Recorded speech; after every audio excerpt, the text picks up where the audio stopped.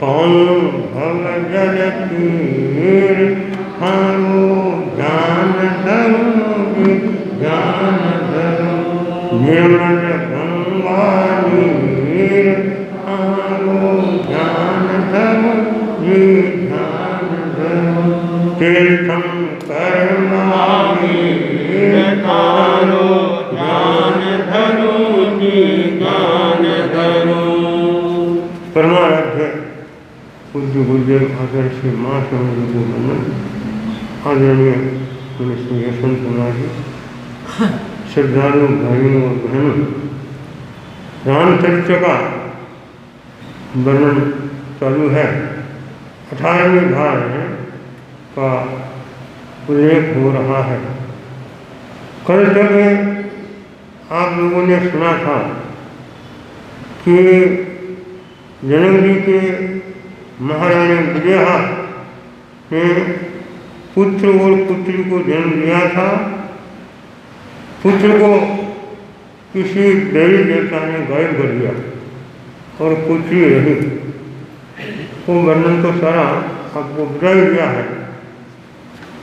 पुत्री जब रही तो पुत्री का दुख तो मन में था, तो पुत्री से मन को टिकाया और उसको देख करके मन में बड़ी शीतलता शांति मिलती है, बड़ी रूपमान भी है और उसका हाव भाव हाथ पैर उठाना करना बच्चों का होता ही है, सबका मन मोहित करती है। तो उसका नाम सीता रखा गया।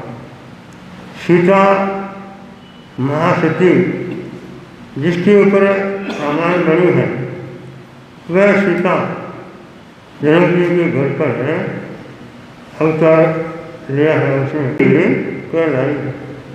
इसलिए सीता को जानकी भी कहते हैं, वैदेही भी कहते हैं। वैदेही का मतलब है विजया की पुत्री और जानकी का मतलब है जनक जी की पुत्री। तो सीता बढ़ रही है, जैसे चंद्रमा की कला दिनों दिन बढ़ती जाती है। अभी तो कृष्ण पक्ष शुरू हो गया, जब शुक्ल पक्ष आएगा तो दूज के दिन चंद्रमा बिल्कुल क्षीण होता है, तीज को बड़ा हो जाता है, चौथ को और बड़ा होता है और पूर्णिमा को जाकर के पूरा चंद्रमा बन जाता है। तो उसी तरह से सीता का वर्धापन हो रहा है। सबके मन के अंदर एक ही विचार है कि इसका वर कौन हुआ। वर के लिए खोज की जा रही है। देखा गया वसुधा विषय राजा राजकुमार, देखा गया वसुधा विषय राजा राजकुमार। सारी को संसार में कोई न एक निवारक सीता सुंदरी, मनुष्य लोक मजारक रूप पुरंदरी।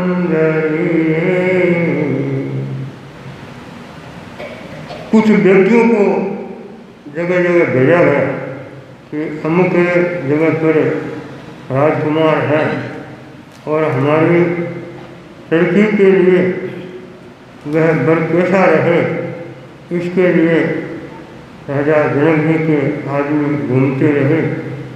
काफ़ी उन्होंने प्रयास किया, परंतु सीता की जोड़ का कोई आदमी दिखाई नहीं दिया। सीता की जोड़ का कोई राजकुमार दिखाई नहीं दिया। तो जनक जी सोचते हैं कि लड़की को वहीं बहाना होता है कि जहाँ पिता और माता के मन में पूरा संतोष हो जाए। राजकुमार में कोई कमी नहीं थी, परंतु सीता के जैसा राजकुमार चाहिए वह मिल नहीं रहा था। अब बीच में थोड़ा सा वर्णन दूसरा आता है कि एक म्लेच्छ डाकू, म्लेच्छ उसको कहते हैं कि जिनका आचरण शुद्ध नहीं है, विचार शुद्ध नहीं है, खान पान शुद्ध नहीं है। ऐसे एक बब्बर देश का अंतरंग नाम का मृक्ष बड़ा ताकतवर था और उसका काम क्या था कि जगह जगह पर है लूट पाट करनी और लोगों का धन है अपहरण करना। तो वह जनक जी के देश में आकर के लूट पाट है करता है। जनकन पहुँचे कहने दूत मोकर काम, जनकन पहुँचे कहने दूत मोकर काम, राजा दशरथ पापती बोले आवे तान सीता सुंदरी। जनक जी के पास में पुकार आई कि इस तरह से वह मृक्ष लोगों को तकलीफ देता है और उसके पास में काफ़ी सेना भी है, उसके साथ में काफ़ी आदमी भी है। तो जनक जी ने सोचा कि मेरे पास में इतनी ताकत नहीं, मैं उससे लड़ूं। अगर मैं उसके साथ में लड़ाई करूं, अपनी स्थिति जाने बिना अगर युद्ध छेड़ दूँ तो कहीं अपना मूल का टापरा भी गंवा सकूँ।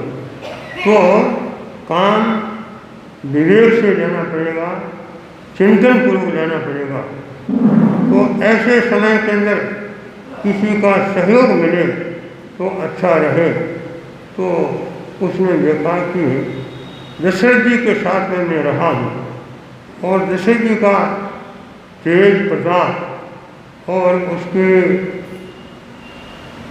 युद्ध क्षमता को मैंने देखी है, तो उसको बुलाऊं और दशरथ जी आकर के मेरा सहयोग करे तो इस मृक्ष को, इस डाकू को जीता जा सके।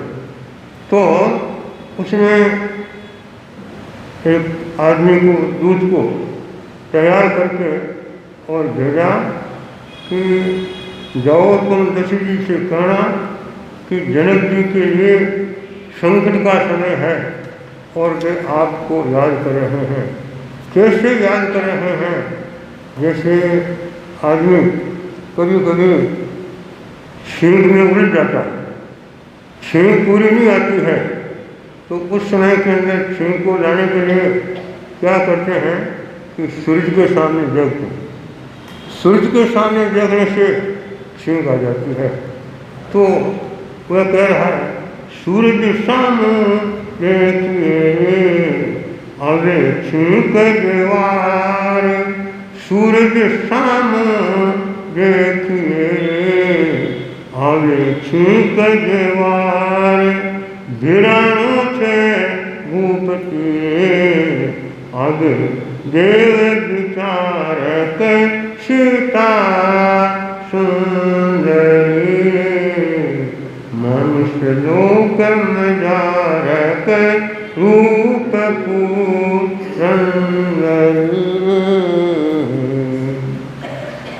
जनक जी ने दूत के साथ में समाचार कराया कि छींक में उलझा हुआ व्यक्ति जैसे सूर्य के सामने देखता है, उसी तरह से ही जनक जी आपके सामने देख रहे हैं और आपका सहयोग है, उनको चाहिए।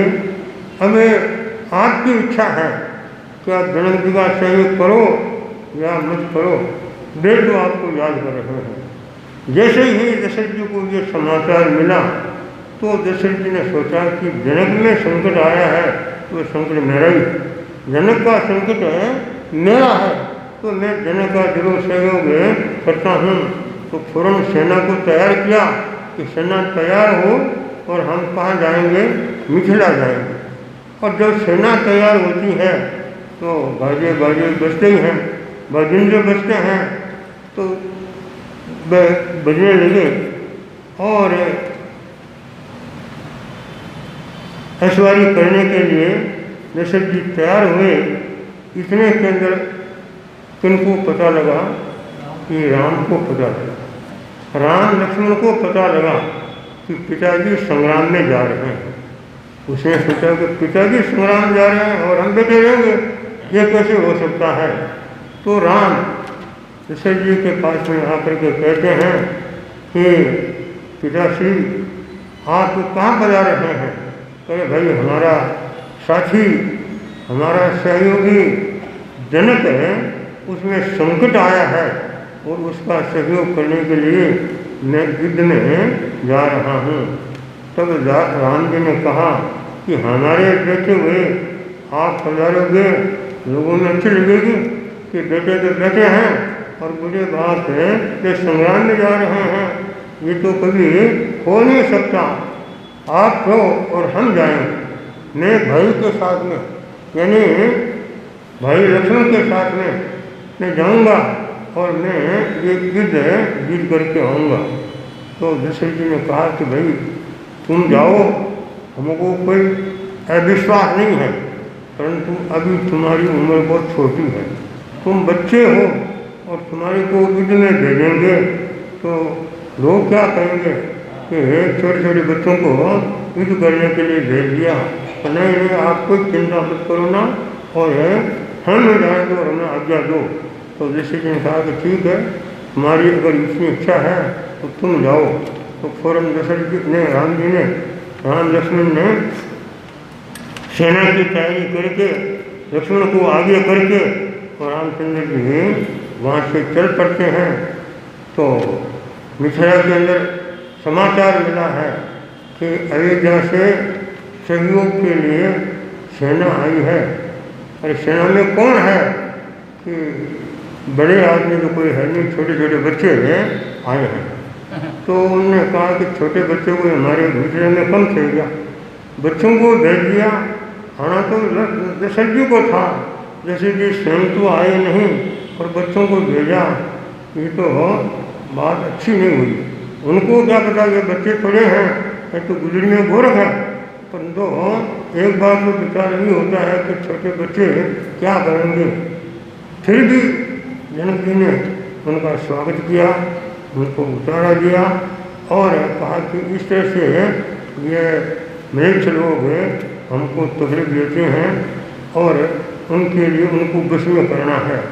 तो वे राम की सेना वो जा करके और उन म्लेच्छों के साथ में हरती है, परंतु म्लेच्छों की उसे अंदर की सेना भी तेज थी और उन्होंने उठाने की, तो उठाने करने से राम की सेना भगने लगी। राम की सेना भगने लगी तो राम ने सोचा कि हमारी सेना भग रही है, तो तत्काल उन्होंने धनुष को लेकर के और जैसे ही टंकार किया और धनुष लेकर के सामने आकर के हरे असुरा सुन आगे धनुष चढ़ावे राम जी करता उठावे आप, धनुष चढ़ावे राम जी करता उठावे आप, असुर सहु अलगा होया रे धर्म थकी जी में पाप के सीता सुंदर। धनुष वो बजावर धनुष राम जी का मुख्य धनुष था, उसको लेकर के और जोर का एक टनकारव किया। उसके टनकारव के साथ में ही वो असुरों की सेना तो जैसे आंधी के अंदर पांजरे उड़ते हैं ऐसे इधर उधर भागने लगे और राम ने पीछा किया तो सेना सारी भग गई और जनक जी के देश का उपद्रव दूर हो गया। तो जनक जी को बहुत खुशी हुई कि देखो छोटे बच्चे भी आए परंतु उन्होंने कितना बड़ा काम किया। तो जनक जी ने सोचा कि मैं सीता के लिए हमेशा बर की बात करता हूँ कि सीता के लिए बर चाहिए, तो इनसे और अच्छा बर कौन सा मिलेगा। तो आपस में सलाह करके और उन्होंने कहा कि सीता राम को दी। सीता का संबंध राम के साथ में है। सीता जी भी राम मेरे सारी के संयोग, सीता जी भी राम मेरे सारे थे संयोग भलो भलो बाके गणोरे हर से सगला लोक के सीता सुंदरी। उस युद्ध के विजय में ही जनक जी ने सीता का संबंध किसके साथ में कर दिया? राम के साथ में कर लिया। अभी आप लोग सुन रहे हैं कि ऐसे संबंध हो गया, नहीं नहीं, संबंध तो अभी किया है, परंतु वो स्वयंवर मंडप है, वे तो आना अभी बाकी है, परंतु एक बार संबंध उन्होंने कर दिया है और सब लोग बड़े खुश हुए कि बहुत अच्छा संबंध मिला है, बहुत अच्छा वर मिला है, श्री का संयोग है, सब लोग खुश हो गए। खैर सेना वापस चली गई और जनक जी अच्छी तरह से अपना राज्य संभाल रहे हैं। और सीता के रूप की प्रशंसा चारों तरफ फैल रही थी। तो एक बार नारद जी ने सुना कि जनक जी के एक लड़की है तो बड़ी रूपवान है। तो नारद जी ने देखा कि रूपवान है तो मैं भी देखूंगा कैसी वह रूप है, रूपवान है। तो नारद जी एक दिन फिरते फिरते ऐसे ही मिथिला में आ गए और मिथिला में आकर के और उन्होंने सीता को देखने के लिए वे क्या कि उनके घर पर आ गए। अब नारद जी का रूप जैसा था वैसे होता है, हाथ में कुंभी है, चित्रिका है, लंगोटी है और उंगला बदन है और ऐसे अस्त व्यस्त शरीर उनका। तो आए तो पहले सूचना नहीं की कि नारद मैं सीता को देखने के लिए आया हूँ। वे तो सीधी आकाश मार्ग से आए और सीता जी के कमरे के अंदर ही चले गए। जैसे ही सीता ने इसको देखा और देखते ही सीता ने जोर से देखा, ये कौन आ गया, ये घबरा कौन आ गया। फुरें कैसे नेत्र पीला करारे तुम भी छत्री का धार दंड पानी को तीन सूर्य श्री सुखासु विचार के सीता सुंदरी। केश और आंखें तो उनमें तेज थी, हाथ में कुंभी थी, छत्रिका थी, डंडा था, कोपिन थी, माथा में जटा थी, जटा बांध रखी थी और डरावना रूप था। तो नारद के डरावने को रूप को देख करके और सीता को नहीं मिली, कभी देखा नहीं था, वह जोर से चिल्लाई, अरे कौन आ गया। और ऐसे कह करके वो घर के अंदर भग गए।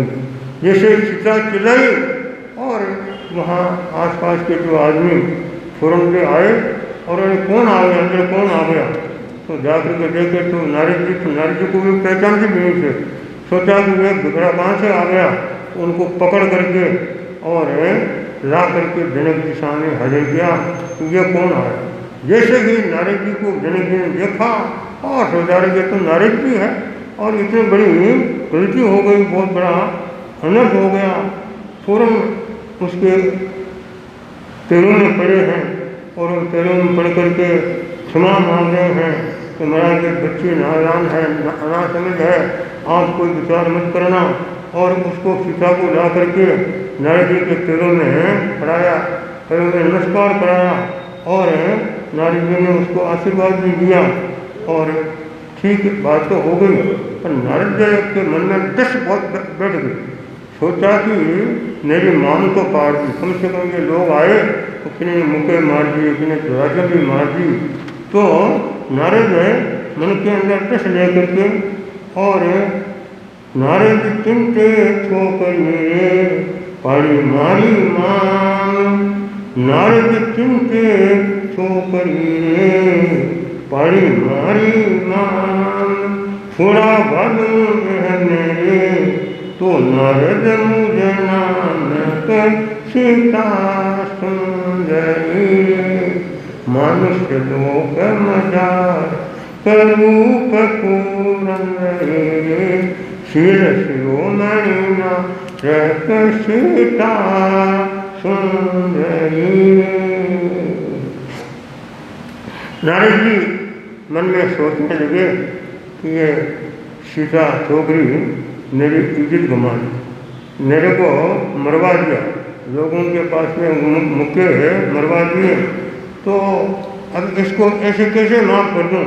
चले को मेरे पैरों में आके तो पड़ भी गई है, पर थोड़ा सा इसको मज़ा तो चखाना है। तो सोचे कि इसमें थोड़ा छोड़ा हुआ, इसमें थोड़ा सा अगर चमत्कार दिखाऊँ।